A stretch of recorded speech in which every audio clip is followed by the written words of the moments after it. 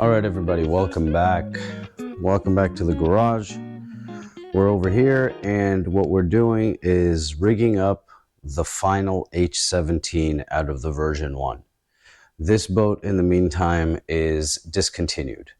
So I'm not going to be making this exact version anymore. I'm going to be making, I'm going to release a new version of the H17, the version 2 eventually. I'm in the works with that right now. So anyways, wanted to go through a couple things. This is a customer's boat, and he requested a certain setup. So we're rigging this boat up with a brand new Oxidine system, their new 1515 motor, and their new 50 amp ESC with the same hardware, the same TFL hardware that we always use. So we're just going to kind of go through it, and we'll get to it. We'll dive right into it, and I'll go through the steps that I take to put these boats together after I pull them from the mold and sand them, wet sand them, and polish them. So what you have here is an H17, and it's drilled out. I have a template for the transom right over here. I have some other templates for the sponsons, for the turn fin, and I have another template for the ride pad, the air trap. So the first thing I do, there's a lot of prep that comes along with putting a boat together besides pulling this from the mold, sanding the seams, and, you know, all that fun stuff.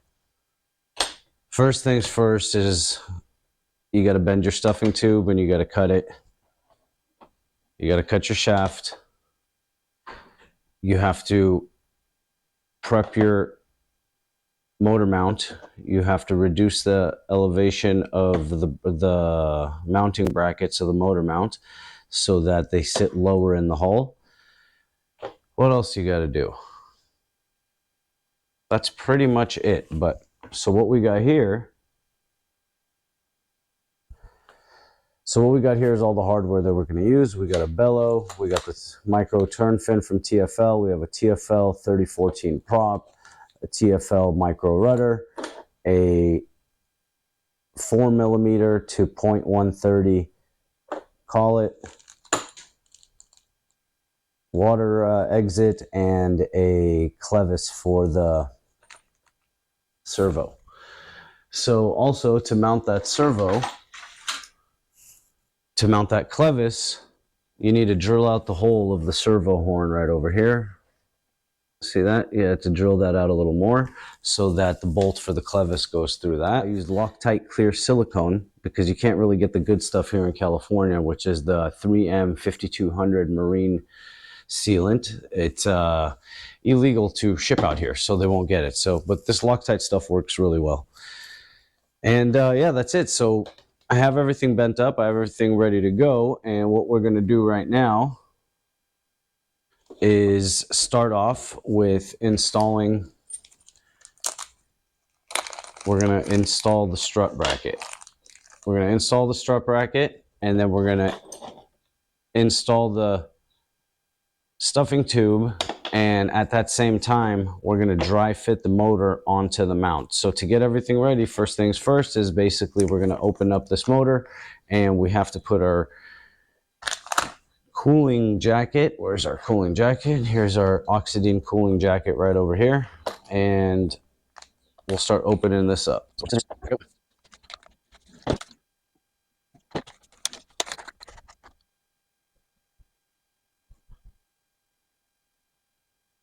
So here's our Oxidine cooling jacket. We'll fit that on.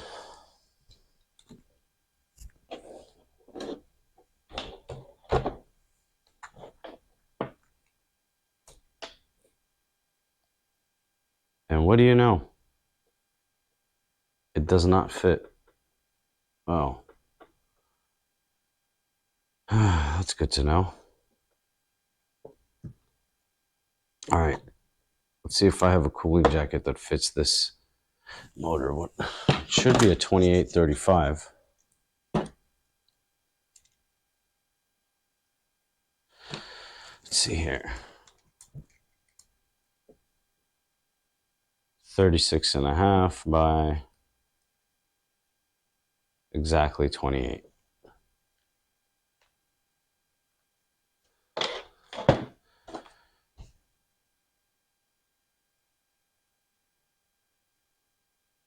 $28, 29.11. No wonder. All right, let's see if we got something to fit this. All right, here we go. I found one. This is an M vein cooling jacket. A little thicker aluminum than the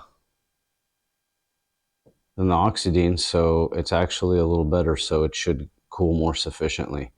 So that kind of sucked because it doesn't have the same logo, but that's it right there. I'm gonna send this to the customer anyways, just for just because he bought it. So anyways, motor. Now we got to get the motor dry fit onto our motor mount right over here.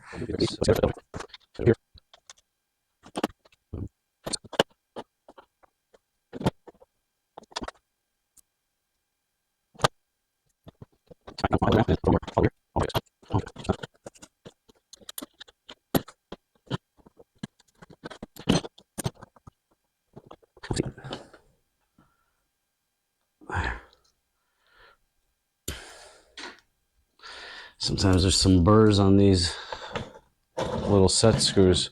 All right. Okay, so you want to make the motor just light enough that you can slide it left and right if you need on the mount, and that you can do that little number right there and give it the angle. I really like these types of mounts because you have adjustability to move it left and right and to change the angle a little bit. All right, so the mount is ready. Now we got our throw on our strut right over here.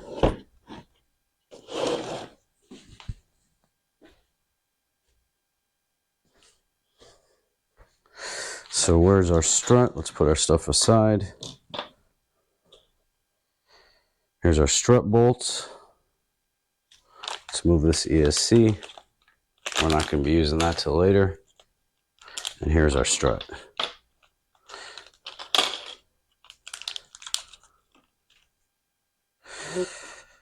Get ourselves prepared with 5.5 millimeter socket, our flex driver.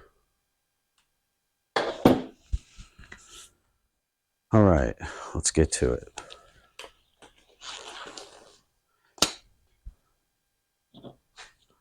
Open some of this up.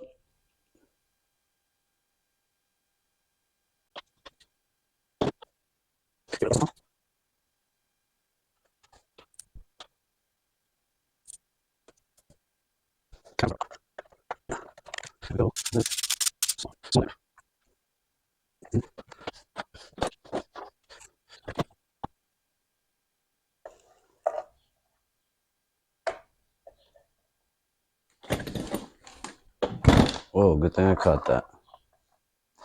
Put the strut in upside down.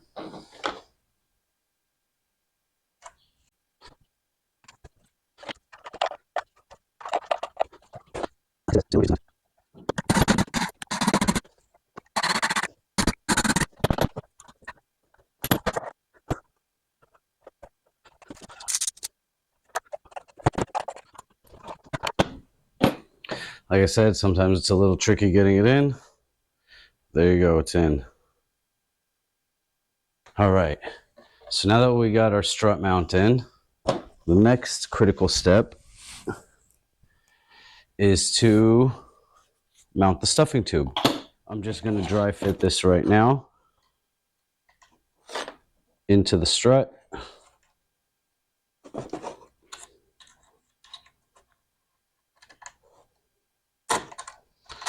There, and then flip her over, throw that in there.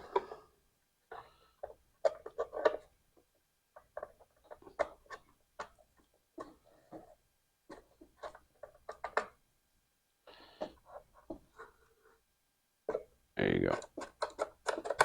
You have maneuverability. Nice. And it's not putting any pressure around over here. All right. So now that we're there, also make sure we're not twisted. All right. Now that we got that in, I take my shaft.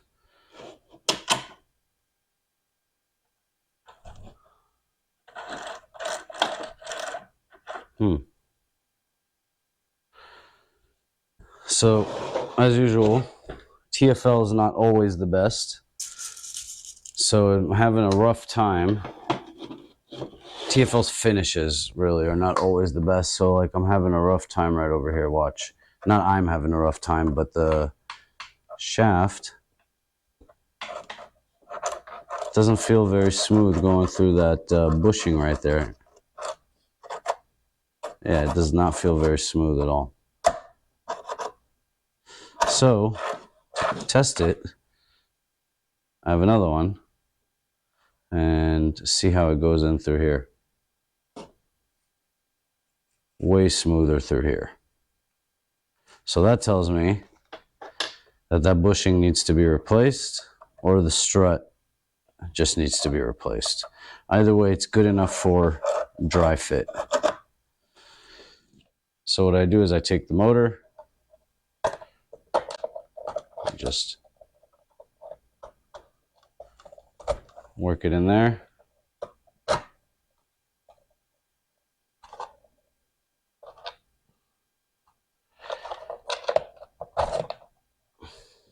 And you want to give yourself some space in the shaft. And that's pretty good right there. We have a nice gap.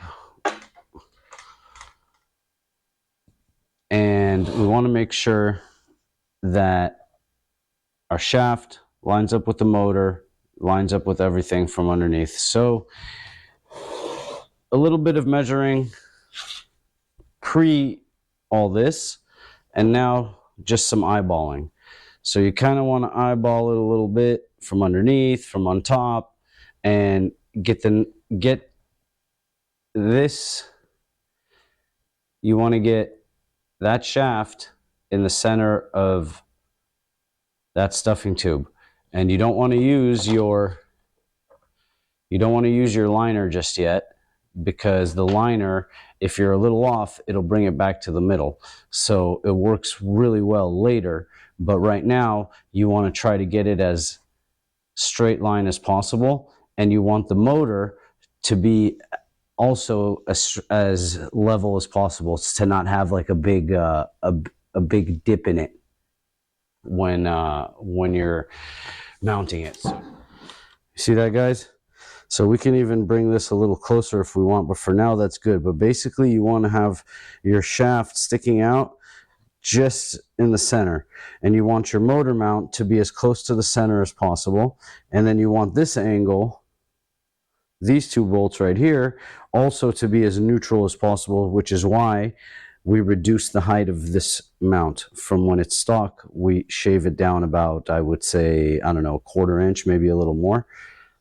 So now that everything is ready to go just like that, what we're going to do, I have my fiberglass cloth. Well, this is fiberglass weave. You know, sometimes they call it, in the industry, they call it woven.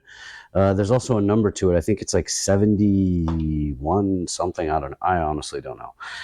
This right here is actually purchased from Amazon.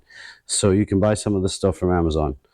Anyways, so you want to prepare your area right over here and sand it down, which I already did. And then I'm going to lay this down over here, and I'm going to put some resin on it, and I'm going to lock that in. And then after all that's locked in, we're going to start locking in our motor and the rest of our hardware. So I put a little slit at the top of the fiberglass cloth so that it rolls over the stuffing tube, because, well, so that it slits over the stuffing tube, because this stuff doesn't really like to roll and it tends to get air in on the sides of the stuffing tube.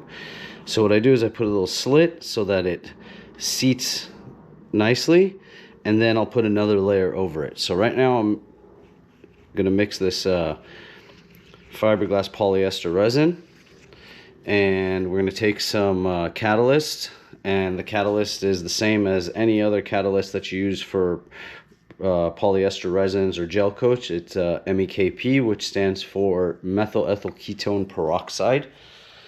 Say that 10 times fast.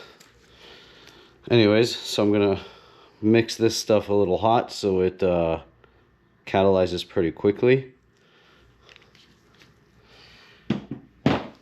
Give it a good mix. Make sure it spreads out through all the resin, so all the resin is saturated with it.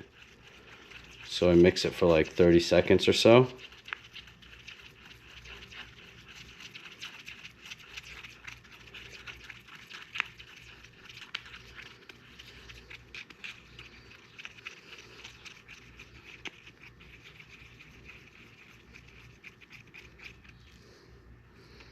All right. I like working with polyester because one, gel coat and epoxy are not really the best of friends. So polyester and gel coat work very well together, but also it's very forgiving when it comes to the hardener. In epoxy, you kind of have to measure at 50-50 and make sure it's correct. Where this, you can kind of eyeball it a lot of the times and work with what, works well with whatever project you're working with. When you start to use it more often, you get more comfortable with it, and you kind of know how much to add, how much to not, how much to mix. So right now, I'm just kind of tacking this in, holding it with my 2 fingers just so it doesn't kind of move anywhere, and getting it.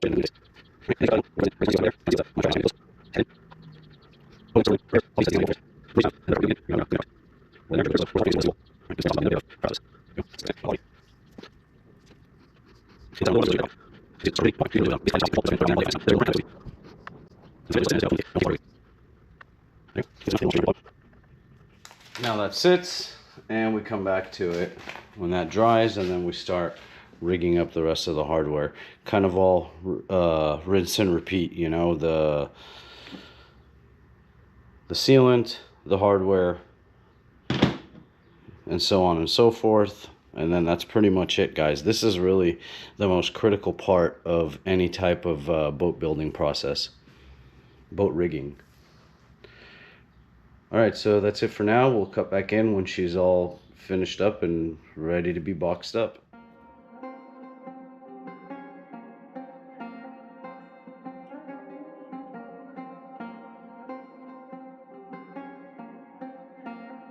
All right, just finished her up. Did some transom reinforcements right over here on the sponson because he's going to be running the Mad Lizard swoop fin, the mini swoop. He's got the Oxidine system. That's what he requested. And this right here is the last of the H17 version 1s. And this one is actually a little special because it has a hint of what the version 2 is going to be. And I'll give you a quick glance and I'll tell you what you're looking at. So right here, we have a gasket. And what I did is I extended this lip and I dropped it down about 3/8 of an inch. So now you have that depth in there to add the gasket. And when you lock it in, you could either lock it in with hatch locks now, or when you tape it down, it should give an extra layer of protection for the water to seep through, to not seep through. All right, so he's getting a blue graphics kit along with the blue windshield and the shadows for the snorkel. We'll package her up and we'll ship her out. Thanks for tuning in, guys. See you next time.